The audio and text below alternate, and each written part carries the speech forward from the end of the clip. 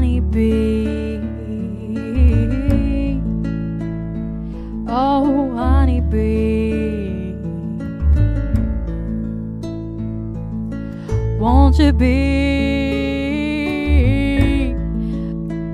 be my teacher?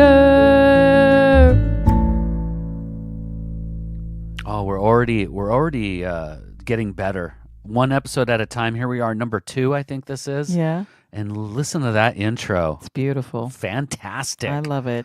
Thank you to Paige Emma for recording that intro. So, Patty, I've got you here in the podcast studio. Mm-hmm. We are working hard on outlining, organizing, kind of preparing for this great download of information for our DIY series. Yes. And it just keeps hitting in the back of my head this story that you've had this winter. We've had a heck of a winter in Washington State. Yes, we have. But I think you had kind of an even more interesting winter. Patty, I asked you when you came in, I said, tell me about your sad story. And then next thing you know, you're telling me a story it all starts with the bears. Yes, it does. Okay, Patty. What happened? Tell me about the tragedy of 2019. I will. Okay, I live on a house on a ridge. We own 57 acres. And so there's this beautiful 18-acre parcel that I was just thrilled to make my bee home. Surrounded by an orchard, an old orchard, 100-year-old orchard, pear trees, apple trees. It was a premium place. I went ahead and placed all my beehives down there when I got them last year, split them, did all these wonderful things. And I had a wonderful honey yield, sold all my honey. Everything was beautiful. And then fall starts to roll in. And, I've watched YouTube and I've read websites, and advice is when you live in an area where there are potential bears, you should put an electric fence around there. And being the know-it-all that I can be, yeah, I chose to just say, nah, that's not going to happen. Yeah. Winnie the Pooh's a cartoon. Yeah. So this half city girl gets her bees going and thinks everything is great. And my husband calls me at work and says, your beehives are all over the place. They've been batted around in pieces.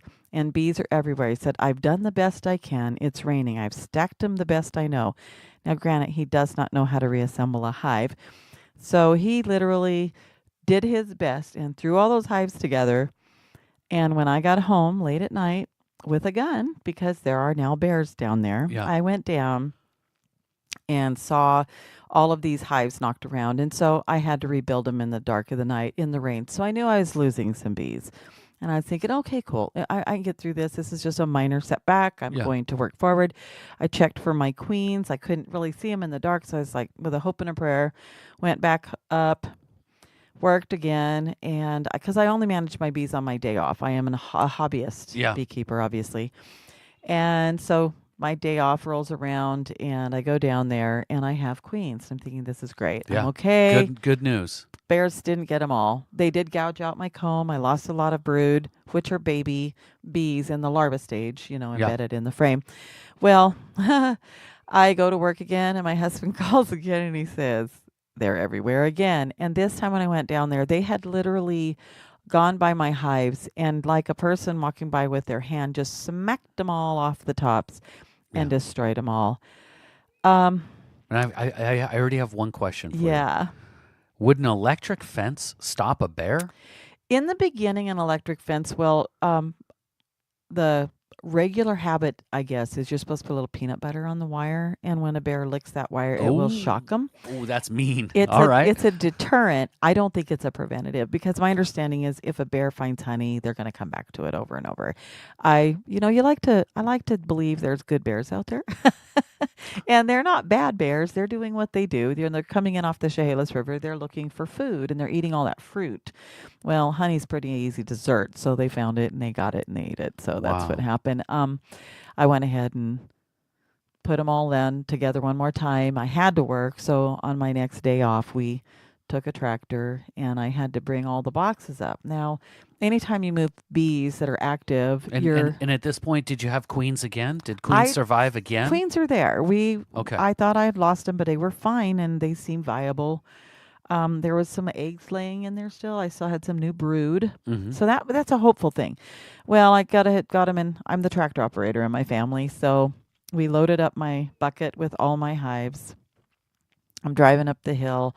I'm being swarmed by these beautiful bees that are all screaming at me. Nobody's stinging me. I have this one bee. She's my friend. And Yeah.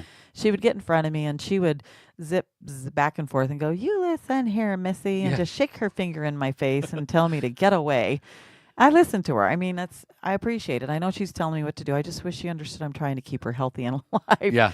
But I got that moved up, put them all together, and everything was good. I had bees for another couple months, and then winter hit. Mm-hmm. So I made this what they call a moisture quilt with wood shavings and hardware cloth so that they could buzz and bat their wings. They sweated that out so it gets the moisture so I won't lose any bees.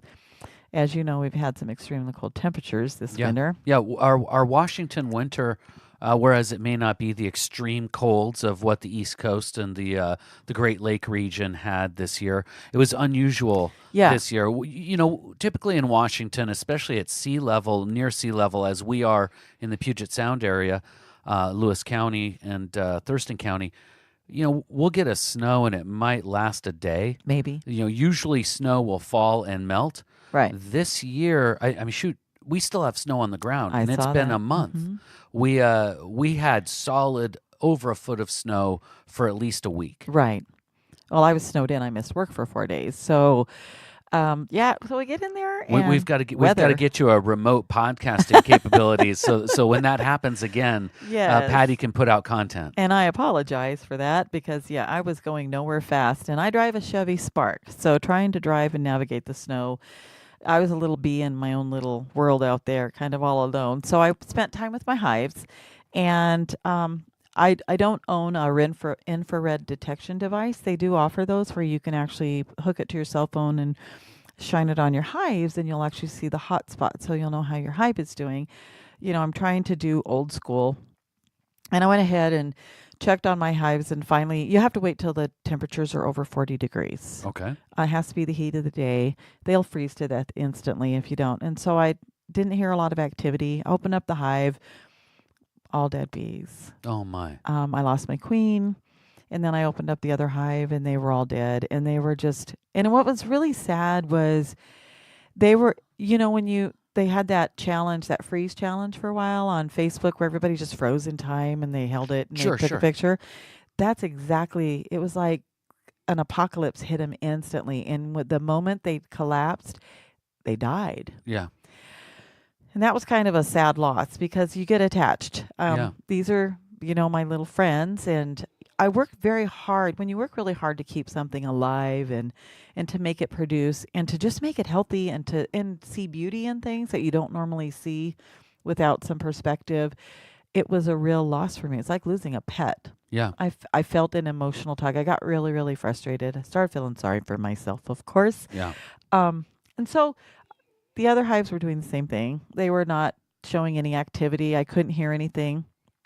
I will say on a bright note, my husband told me that when it hit about 50 degrees a couple days ago, he had to get away from one hive because he was being swarmed by a bunch of bees. Okay. So that is a hopeful thing. I have yet to see it. I hope he's not talking about wasps. Yeah. So I'm prayerful that is the case, but it really put me into a slump. And when weather is dark and rainy and cold, or when you're frozen and you're kind of snowbound, your mind, you can get into your head. Yeah. And when you're stuck in your head, you can really feel sorry for yourself and you can lose perspective and you can really lose traction too, and your momentum's gone. And you worry what to do and you find yourself kind of just sitting around feeling sorry for yourself. So I had to kind of shake myself out of that. Yeah. That was a process. I don't know how you focus on getting yourself out of a funk like that because I had your store. Yeah, I had something interesting happen this winter as well that's a bit of a kneecap situation. One day I had a terrible argument with with one of my employees, and they kind of lashed out at me. And sometimes when you're a boss and you've got young people, they kind of look to you. They look at you like a dad, or they look at you like the man or the government, right? Hmm. So they lash out in ways that they probably shouldn't when you have a small business and Right. and a relationship like that. I become this. All of a sudden, I went away from the situation like, wow, I think that was some daddy issues. I don't think that was me. and and so I went home and complained to my life partner and proceeded to start drinking. And and I get a call, and a truck had been into an accident and ran into one of my buildings in Centralia in Lewis County. And was like, oh, okay. Boom, I'm an entrepreneur. I got a hold of a contractor, and we're getting the place buttoned up, and let's hope they have insurance. All right, now I'm really going to start drinking. Let's go to bed. Same night, 4 a.m. comes, my alarm goes off at my Olympia store, and I had to go in and clean up glass and talk to the police and assess the damage from a break-in robbery. And it was just like, wow, sometimes the universe, it just dumps on you, and Hmm. it happens all at the same time. So Right. it was very strange, the timing of everything and just the coincidence of it all. And you it took me it takes you a little while to go to bed and not, I have to sleep with my phone on for that exact reason. Right. And it does start to weigh on you. It's like, Hmm. okay, well, what's going to happen tonight? And then you remember, oh, it was last Thursday. It's Thursday night tonight. And I have had situations in the past where it's happened recurrence, Hmm. and it is tough. The nice thing is that I've saved a lot in my life, and Hmm. so when you have things that happen, um, thankfully I have savings that things can keep going. Right. It's not, at this point nothing's been tragic where it puts everything down. And I think maybe to equate it with the bee situation, you have a death of a pet, Yes. right? Hmm. But if I'm not, and now we can switch it back to bees. What do you have to start up again? Well, really, all you have is your hive. It's an empty box. You know, you have to start over. So a nucleus, which is a mini hive, Yeah. will cost me $145 Okay. So times so not nine. not a tragic, No, that's not I'm never going to beekeep again. no. To But at a to start, hobby level, yes. you Okay. can see how if a person is not aware that that can occur. It was preventable, though. I could have done the right things in the beginning because I end up spending the same amount of money anyway. Yeah. Well, tell me what you could have done in the beginning then. I should have put up the electric fence and Okay. I should have picked probably a better location. I was told there were bears down there and I had never seen one in the time that I'd been down there with my grandchildren or anything. So you always just assume. It kind of had a utopian view of Yeah. it and just didn't really pay attention to the fact that there was bear scat everywhere. It turned out I was doing this within 40 feet of sleeping bears at all time. Wow. So I'm just very, very lucky. The universe was definitely on my side for this particular situation. But I think it's also taught me you got one. Yeah. I'm not going to keep giving it to you. Yeah. You Yeah. know? Yeah. It's a freebie. And so it's a mulligan. Let's go from there. And I get a do over. Yeah. So, George Bush is saying, "Fool me once, shame on you. Won't get fooled again." yes, How did he bastardize that saying? I can't remember. That he was sure my did, though. that was my attempts. So you're going to learn that lesson right away. Yeah. Now, have you already put in the posts and put up the electric fence? Does it have to be sturdy? I'm thinking of this like because it's bears, this industrial thing, but some electric fences are fairly easy to put up, aren't they? They are wire. You can get wire and tape. Wire's probably the best when it comes to the bears. You can go to any hardware store, Home Depot, or set up an electric fence. Tractor Supplies, places Yeah. like that are very, very resourceful. I just ended up relocating the bee, so it became a safety issue Okay. because I was down there alone a lot anyway. And I don't have time in my suit to run my smoker, work a hive tool, check on my hive, inspect my bees, worry about a bear, and a gun. Yeah. I just don't have four hands. It's kind of making it hard, Yeah. So I relocated them. I put them in a tractor. I took them up. I actually put them in my backyard. Yeah. They're fine there. They did great. But, the damage was so intense and extreme. I lost such a population. You need a certain population of bees. You need about 80,000 bees to go into winter. That way, what they do is they cluster around the queen and they fan their wings and they generate heat. Okay. And that's what keeps her alive. She doesn't lay during this time because she starts laying again in spring. So they just basically feed on honey, Yeah. which I took all my hives, I condensed all of them down, the 9 down to 4, and I put the honey frames that I had from all of the surviving honey, and I just consolidated it to 4 hives to create a heavy honey resource. Then I fed them. The sugar, I made sugar. It's made with vinegar and water. It's a really easy recipe. It's called a sugar cake. And I made a giant brick of sugar and I fed them that. And they were using it in the beginning, but the population was so small, it couldn't sustain. And that's what ended up costing me all of the bees. It was so small because of the bear incident. Yeah, so they depleted it. Without the bear incident, you think you would have made it through the weather and the really.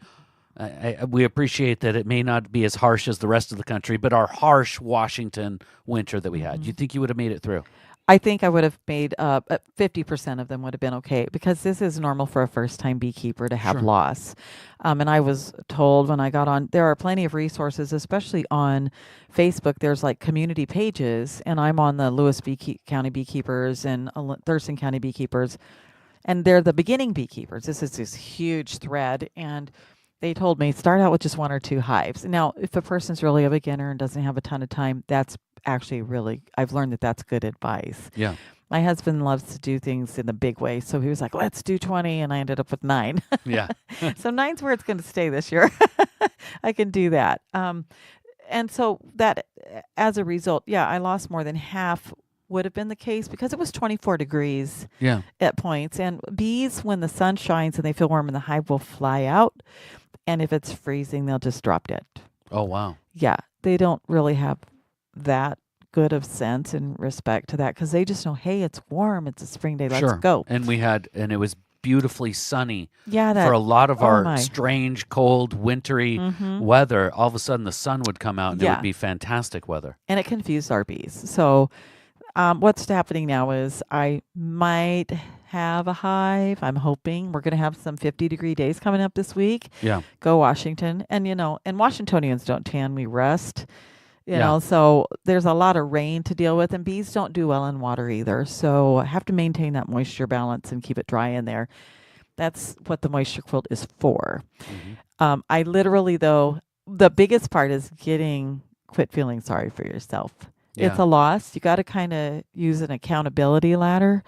Well, let's touch on that. Yeah. Let's pay some bills and keep the lights on because we've got our sponsor was broken into. Let's give him some time. Give him some love, people. Give him some love. And we'll be right back to hear about the process of rebuilding. Yes, sounds great. Honey Be My Teacher is brought to you by Smokin' Jays and SmokinJays.com. Everything for your smoking lifestyle. Just for you, there is a coupon code to save 15% off at SmokinJays.com. It's honey. So enter honey at checkout at SmokinJays.com and receive 15% off your order. And all orders over $100 ship for free at SmokinJays.com. All right. Back to the show. Back to the show about our traumatic winters. So I know I don't have a brain that kind of works like yours, right? I can't tell you about a multi-step process. I kind of just get up and go. And I've been doing it for 21 years. So in those years, I can't tell you how many times I've been broken into, and I've had to do that middle of the night dance and sweep and assessment. It's just resiliency is the word of the day. You just have to get up and get back, and darn it, you got to open for tomorrow because you got to pay for the window that needs to be repaired. You got to order a new open sign because that was smashed. Tell me, you were so attached to this hobby, these friends, these life teachers. Hmm. Tell me about getting back up for you. Well, having been in such a pity party, you kind of have to look at what has happened, and sometimes you want to blame everything. You're like, well, it's the bear's fault. Where it's this fault, and it's a. So what I had to do is really there's an accountability ladder that you use to where you look and it's like what happened, what was in your control, what wasn't. Just answer those questions. And then go from there. What can I do to make it better now? How can I correct it? And then if there's nothing I can do about it, just get on with it. Kind of like what you already do. You probably use the accountability ladder anyway, you just don't know it. You Yeah. just kind of, that's a process. And I think that's ingrained in people in your profession anyway. Anytime you're an entrepreneur, because you have to, it's, do or die, Yeah. innovate or die. So I get that totally. So I did that. I was kind of had to just pull myself back up and I had to reflect. It's really easy to tell people, oh, bees are wonderful and they are so resilient and they have their own little democracy. They're really fun to watch. But when you get wrapped up in your own head, you forget everything you tell everybody. Hmm. So I had to use a little reflection. And the biggest thing I had to do was just stop and breathe. I had to breathe. I had to breathe deep, had to collect my thoughts, had to get away from space, people, time, just a place nobody would go to. And the best place for me to do that is still go over by the hives. Yeah. Not a lot of people want to hang out with you at the beehive, so it's kind of nice. It's a good place to find solace too.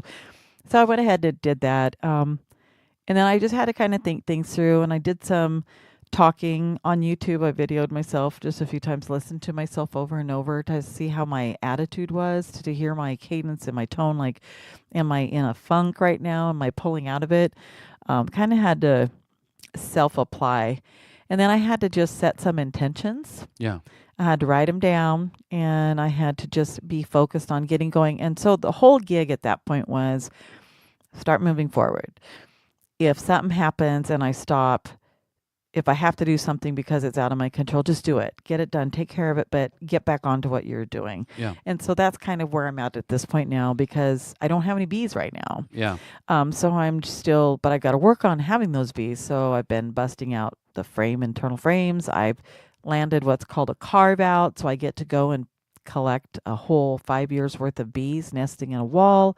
Oh, wow. I will hopefully have some queens there I can harvest, and I will stay tuned because I'll be able to build Hmm. several hives out of that. But I'm still going to have to buy some nukes, I think, and some queens too. But overall, the lesson is, you have to really assert yourself against yourself, and you have to self-correct. You can't rely on outside. Just outside's not always there. Yoga class isn't always at the same time that your bees are crashing on you. So where do you go? You can't rely on programs and processes. You can do it at home and tune yourself up. Yeah. One of the things as you were talking, I kind of realized I do have a mechanism, and it's my to-do list. As an entrepreneur, as a business owner, you have a never-ending to-do list. Mm-hmm. And sometimes I do break away from a funk that I might be in, or, and I just work. I work on tasks, knocking that next task down. And next thing you know, you feel good about accomplishing something. Yes. And next thing you know, maybe that task that you've been avoiding because it brings you pain, you can do that now. And then once you do that one, you're like, oh, why didn't I do that a week ago? That feels good. Mm-hmm. And next thing you know, you're up running again. You're up jogging. You're bicycling. You're making money. You're accomplishing. You're publishing. You're whatever it is that you do. Right. You're doing those things again, and it all starts with that first task. Just take care of that task. For sure. Make that call. Do the accounting work. Mm-hmm. Sweep up the glass. Yeah. Pick up the pieces of the hive. Yes. Clean out. If you imagine you have, I don't know what you guys call them, drawers or slides. Mm-hmm. Imagine you had to clean some of those. Everything. Yeah. Yeah. It's muddy. It's gross and stuff. What you have to also do too, though, is, you're moving forward, but you can be negative doing that. You have to choose to be positive. Yeah. And sometimes you have to just do a lot of what's called self-talk. Look at yourself in the mirror, and just basically you have to put value in yourself. And there's nothing wrong with a little self-love, self-care, and self-talk. So you have to look at yourself and say, I'm worthy. I can do this. This is just a hiccup. It's a bump in the road. I can get over this. The mountain is mine. You have to choose, though, to consciously conquer, but you have to choose to do that in a mindset. So, what is your mindset? Are you in a growth mindset? Are you in a fixed mindset that, oh, I'm failing and I'm just going to pity myself out of this? Yeah. Well, either way, the consequence is going to be, there's going to be a consequence on either side of this. One can be positive and one can be fairly positive, but more than likely your gains on the growth mindset are going to be that much more measured. Yeah, and I learned something recently also that you don't. Have you ever met somebody that's always super positive? They'll tell you they're positive. They've got positive mantras. They listen to The Secret, this, that, but they're always fighting against depression, against something that's weighing them down. Mm-hmm. It's important not to lie to yourself also. Right. It's important to recognize, oh, I have a reason. There's an honest reason for me to be depressed. I need to recognize that that's okay. Yes. That I am depressed. Mm-hmm. I am feeling blue. I am feeling sorry for myself, and that's Right. okay. You know, now let's try to find the positivity. So what I'm trying to say is it's not a fake positivity. It's not one where you're trying to trick yourself. You're trying to convince yourself. You go and, oh, put a smile on it and chipper in the day because the sun is out. No, it's acknowledging that crappy things have happened. Right. Acknowledging that you're feeling blue Mm-hmm. and finding ways to seek positivity again. Yes. Yeah, you got to own it. Yeah. You just own it, because what happens is, the saying "fake it till you make it" got really, really popular, kind of like it was this way to get out of everything. But, and the old saying, put your face in the jar at the door, and when you leave, put your face on and use that for the rest of the day. Uh-huh. I think that created a mindset and a culture of people that wanted to pretend Yes. through their situations, circumstances, and that might be why we're so down and out. And we have a lot of chaos going on, and that toxic level of self-criticism, the self-critic tends to take over because we haven't learned to own it and just face it. Yeah. And we can do that. And that's a lot of it is, bees are resilient. And when I say resilient, that when the bears knocked them around, they were stinging my husband like crazy. And he was cussing up a storm because every time he turned around, but he was in a dark coat. So they thought they will swarm a dark color. Yeah. Because raccoons are kind of predators to them too, and they don't like dark colors. I think your husband needs to listen to the Honey Be My Teacher podcast. He's awesome. You might learn some things. Yeah, he may, but he's noble that way. He goes down and he won't know what to do, but he's going to do everything he can to fix it and make it better. But he can be discouraged easily and just screw it, let's quit. Yeah. I don't quit. I'm kind of a never say die kind of a bees person. don't quit. No, they don't. Well, I am looking forward to updates. Remind everybody what the Facebook page is and what the Facebook group is. Okay, on the Facebook group, it's Honeybee, my teacher. And then the Facebook page is BEE, my honey honeybees. Okay. Yes. And that's on Facebook. Yep. It's a wonderful group. There's lots of activity there.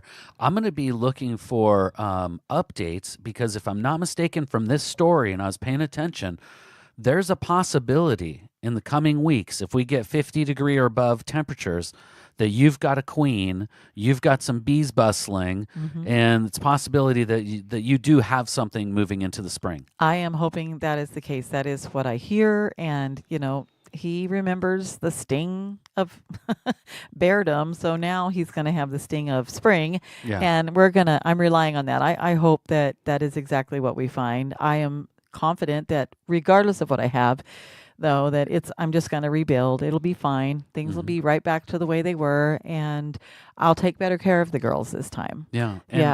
And And everybody, be sure to check in on honeybeemyteacher.com. That's honeybee, BEE, myteacher.com. honeybees.com. Patty's been blogging and sharing her story in between podcasts. We've had a great day today organizing. We're going to have a wonderful DIY podcast series that we're going to start producing soon. And we just appreciate you coming on this adventure with Thank us. you. Yes. And guys, remember this too. Bees don't quit. So don't give up, and they stick together. So find somebody to stick with and we'll make it happen, and we'll just live like the hive and hive on. Okay, guys? We'll see you soon. I am so grateful to have shared my love of the honeybee with you. I have so much more to share as we all grow in knowledge to save the honeybee, which will ultimately save us. This podcast is brought to you by Smoke and Jays and smokeandjays.com. Use coupon code HONEY for 15% off your next order, and all orders over $100 ship for free. I'd like to thank my producer, Jay Fratt, for bringing my love for honeybees to the podcast format. He has his own podcast called The Conservative Hippie, which is available on all podcast platforms. Just go to theconservativehippie.com. Visit me at honeybeemyteacher.com to connect with me and enjoy all the buzz about our amazing little friends. Let's be social. All of my social media links are available in the show notes. Please email me anytime at bemyhoney.honeybees@gmail.com. So until we meet again, be mindful, be thankful, and most of all, be kind.